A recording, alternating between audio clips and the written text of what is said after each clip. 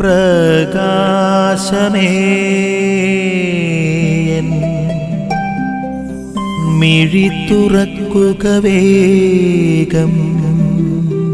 ഫരിസയരും നിയമജ്ഞരും എന്നും ക്രിസ്തുവിന്റെ പഠനങ്ങൾക്ക് ശക്തമായി എതിരായി നിലകൊള്ളുന്ന ഒരു പശ്ചാത്തലത്തിൽ ജനക്കൂട്ടം മുഴുവനും ഈ നസ്രത്തുകാരനായ ഈ മനുഷ്യന്റെ, ഈ ദൈവമനുഷ്യന്റെ പ്രഘോഷണങ്ങളിൽ ആകർഷ്ടരായിക്കൊണ്ട് അവന്റെ വചനം കേൾക്കുവാൻ, അവന്റെ സൗഖ്യം അനുഭവിക്കാൻ വേണ്ടി കാത്തിരിക്കുന്ന ഒരു കാലയളവിൽ ഒരു തളർവാദ രോഗിയെ കൊണ്ടുവരുമ്പോൾ ഈ തളർവാദ രോഗിയോട് നിന്റെ പാപങ്ങൾ ക്ഷമിക്കപ്പെട്ടിരിക്കുന്നു എന്ന് പറയുമ്പോൾ, പാപം മോചിക്കുവാൻ ആർക്കാണ് അവകാശമുള്ളത്, പാപം മോചിക്കുവാൻ ആർക്കാണ് അധികാരമുള്ളതെന്ന് പറഞ്ഞുകൊണ്ട് അവരെ എതിർക്കാൻ വേണ്ടി ഈശോ മിശിഹായെ എതിർക്കാൻ വേണ്ടി പരിശ്രമിക്കുന്ന ഈ ഫരിസയ നിയമജ്ഞ മനോഭാവത്തെയാണ് നമ്മൾ ഇവിടെ കണ്ടുമുട്ടുന്നത്.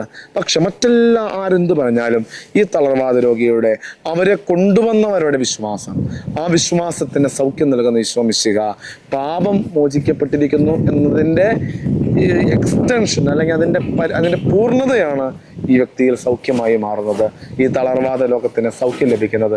നമുക്കും പ്രാർത്ഥിക്കാം. ആത്മീയ ജീവിതത്തിൽ നമുക്കൊക്കെ പലപ്പോഴൊക്കെ നമുക്ക് കുറവുകൾ സംഭവിക്കുന്നുണ്ടാകാം.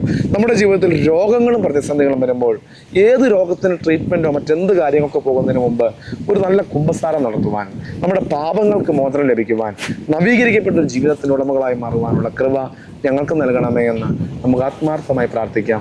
അതിന് പാപമോചകനായ ഈശോ നമ്മെ സഹായിക്കട്ടെ. ആമേൻ. നിൻ വഴിയേ നടക്ക